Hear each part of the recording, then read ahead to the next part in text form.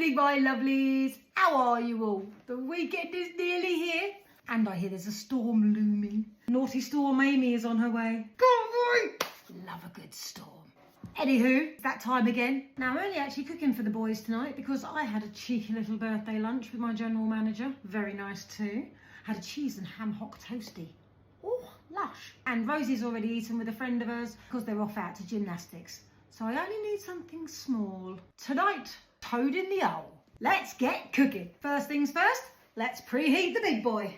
Now everyone is probably going to cook a toad in the hole slightly differently. Let's not get into any arguments. Let's all be friends. I'll show you how I do it and then you can fill up my comment sections with how I got it wrong. Typical day really. I like to start with 125 grams of plain flour. And of course we're going to go in with a sprinkle of a tinkle. Now we're going to give all that a bit of a mix up. And then I like to make a bit of a well. Just somewhere nice to put the eggs. And then we're going to crack un, dos, tres. 3 eggs.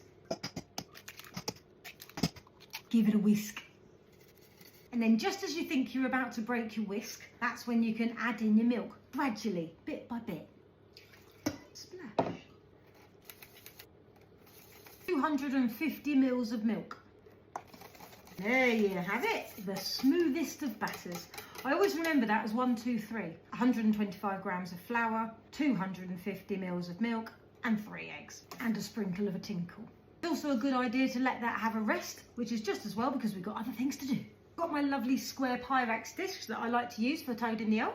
We're going to go in with a drizzle, quite a good drizzle. I always recommend those Richmond chunky sausages. They're the ones with a bit of girth. That's a word, isn't it, girth? Well, tonight we're going to go with chipolatas because they're the only sausages I've got. That's going to go in the oven for 15 minutes. Have a nice rest, batter. Time to get our bangers out the big boy. Trivet. This is where we're going to pour in our batter. I won't use all of the batter mix because I'm only making a small one. Now we're going to put it back in the big boy for about 20-25 minutes and we're not going to open the door. Batter mix is really good to keep overnight and actually that would make lovely pancakes for the morning. So I might leave it there. In the last few minutes we can prepare our veg. We're going to keep it simple because there's only a couple of them tonight. Frozen peas, get them in the pan. Sprinkle of a tinkle. Time to serve. Ooh. There we have it. Homemade toad in the hole. What more do you want on a Thursday evening? Whatever you're having, bon appetit.